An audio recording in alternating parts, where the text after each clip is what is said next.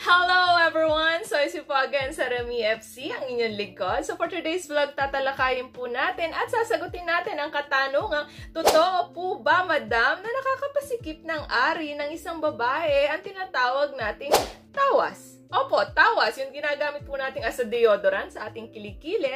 Tawas po ang mainit-init na balita ngayon na nakakatulong daw po talaga ito. Very effective daw po ito na maging tighten ang ating vagina ng mga kababaihan. So, tatalakayin din natin papaano nila ginagawa ang ganitong mga bagay, anong proseso at mga magiging epekto nito pagkatapos nilang gamitin. So, samahan nyo na po ako and let's start. The sun is up, it's a beautiful day. My beginning will be as bright as the sun. Come, won't you come along? And it feels so bright, it's like luck is raining Before on we me. start po, flex ko lang yung aking hikaw. Mainit-init na balita ang aking hikaw. Nakita ko kanina, nakatago sa baul. And I bought this one when I was 14. So ako ngayon ay 32 na. 18 years na kaming magkasama. So may mga bagay talagang pinagsasamahan na matagal. Diyos! Karamihan po talaga sa aming mga kababaihan, we are very resourceful.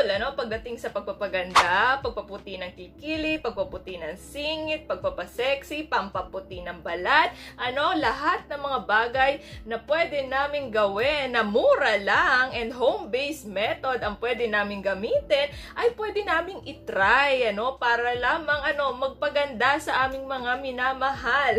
At kung ikaw ay single, syempre, papaganda ng iyong sarili, So, dito, for today's topic natin, papatunayan natin, totoo nga po ba talaga na ang alum o yung tinatawag na tawas ay nakakapasikip ng ari ng mga kababaihan. Kasi, di ba, sa mga kababaihan, usually kapag hindi na ikaw virgin or sabihin natin nanganak ka na, ng vaginal delivery birth, So, usually kasi, ang sinasabi nila, ang vagina ng isang babae ay naglulus na, Pero, napatunayan naman po natin yan sa vlog natin na ito ay nabalik din. Kasi yun ang power ng vagina na elastic yan. So, nabalik siya sa dati ring panahon, Sa dating panahon, Close to normal. Close to what? Close to almost virgin na rin, okay?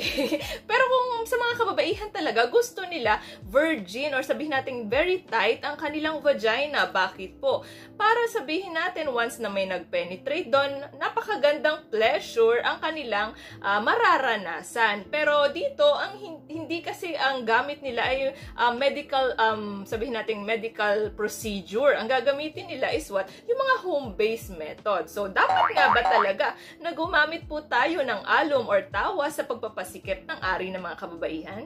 So, ano po ba itong tinatawag na tawas or potassium alum, It is colorless, odorless, and whitish compound po, So, ginagamit din po ito pang purify ng ating tubig as a coagulant po, mga madam and sir, And ginagamit din po ito as an antiseptic po sa ating ngipin, Mas madali din po itong ginagamit pampahilom ng sugat, Ano pa yung ginagamit dito sa tawas? So, pwede rin siyang as a deodorant sa ating kilikili, and hindi po mawawala ang alin as an acne removal, pagtanggal ng ating mga tagyawat. So, it is very cheap, murang-mura lamang po ito sa palengke and readily available, anytime pag pumunta ka sa palengke, pabili pong tawas, bibigyan ka ng tawas. So, ano po ba yung mga iba't ibang procedures na ginagawa nila dito sa tawas, Mga madam and sir, iba't iba po kasi ang paraan ng paggamit nila ng tawas, So, yung iba po kasi gumagamit ng tampons, Yung mga tampons, ang ginagawa nila, sinosoak nila ito.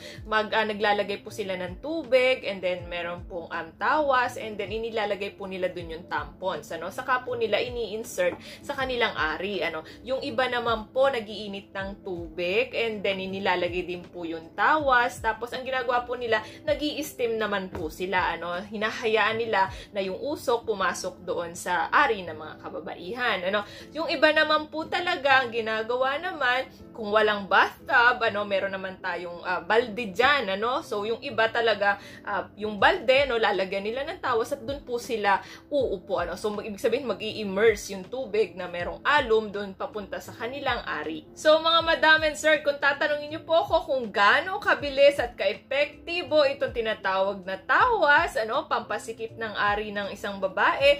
Ayon sa ating source, napakabilis daw nito. It is very fast. Within 30 minutes lamang po, talagang magta-tighten daw ang inyong vagina. Ano? So, hindi na natin papangalanan yung ating source. Ano? Kasi siya ay gumagamit niya. So, I interviewed her, ano, and yun talaga yung mga sagot din niya. Ano? Pero syempre po mga madam, ano, kaakibat po nitong mura, ano, at effective daw na vaginal tightening, ano, so ito naman po ay may kaakibat na side effects din naman po mga madam and sir. Ano, tinanong ko ang aking source kung alam niya po ba ang isa sa mga side effects nito, and then sinagot niya ako na ang alum daw ay isang antibacterial properties. So ibig sabihin daw nakakatulong daw ito makaiwas ng vaginal infection, which is wrong. Very wrong po ito mga madam and sir. Bakit po? Alam ko po, tama po na ang alum po ay nakakatulong, or sabihin natin, ang alum po ay isang antibacterial properties, pero hindi niya po tinutulungan ang inyong vagina na makaiwas sa infection. Tinutulungan niya po na ang vagina niyo po ay magkaroon lalo ng infection. Bakit po? Itong sinasabi ng alum ay antibacterial properties, ano, yung kahit good bacteria po ay pinapatay nitong antibacterial properties na ito. So, ibig sabihin, yung pH ng inyong vagina ay nadidisturb, no? So, gaya nga po na sinabi ko sa inyo, ang vagina po, kaya niya pong linisin ng kanyang ari. Kaya niya pong gamutin ng kanyang ari. Ano, hindi mo kailangan mag-douche, hindi mo kailangan gumamit ng mga feminine washes para maging malinis yan. May self-cleaner po ang ating vagina. So, no need na po na mga antibacterial properties para po ito ay malinisan ng ating ari. Kaya niya pong linisan ang sarili niyang ari. So, another side effects pa po ng alum, ano, sa ating ari, ano, is what?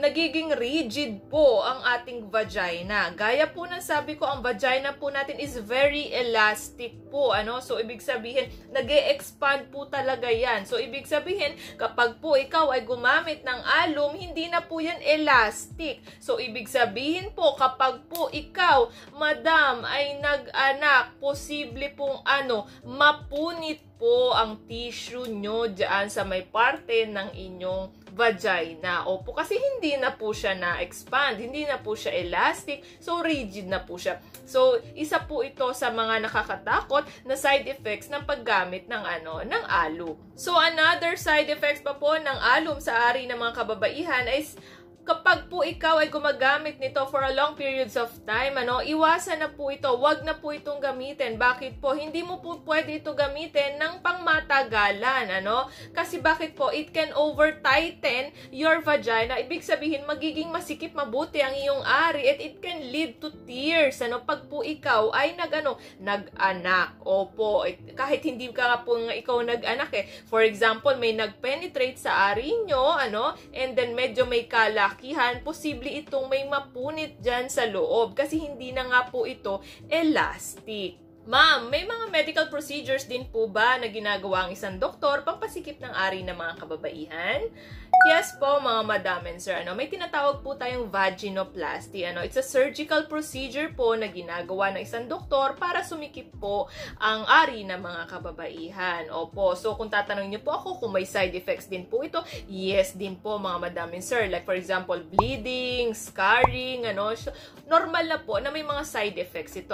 Katulad din sa alum, may mga side effects din naman po ito. So kung i-compare natin ang vaginoplasty sa alum, so syempre nga naman ang vaginoplasty ay napaka-expensive. Samantalang itong alum ay sabihin nating cheap, So sabihin nandyan na lang, pwede mo nang gawin anytime, Pero syempre sa mga side effects, titingin din po tayo kung anong mas nakakabuti para sa atin. So, what is the bottom line of this vlog po? Madam, kung gusto mo po talagang sumikip ang inyong ari, meron po tayong tinatawag na Kegels exercise. Yes po, paulit-ulit po ito sa aking vlog para ma-inform po ang lahat na meron naman po talagang paraan and exercises tayong ginagawa sa ating ari para maging tighten ang ating vagina. Hindi nga lang po ito super fast katulad ng alum na sinasabi na within 30 minutes ay talaga magiging tighten ang inyong vagina. Pero yung side effects naman po nito ito ng Kegels exercise ay mas nakakatulong po sa inyong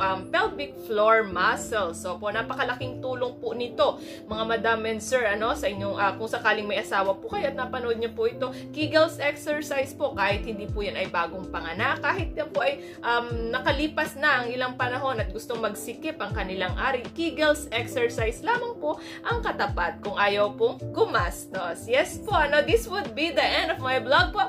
Thank you so much po for watching, and hopefully na may naiambag ako sa inyo for today. And nasagot ko ang katanungang, totoo ba talaga na nakaka-tighten ang alum? So maraming salamat po. God bless. Thank you and bye-bye. And yes, shoutout time po, binabati ko po si Sir Haron Madrigal. Yes po sir, tanda-tanda pa rin po kita. God bless. And next po, binabati ko rin po si Ma'am Ezekiel Kimba. Hello po, Madam. Si Sir John Mark Abreu. Hello din po, Sir. God bless.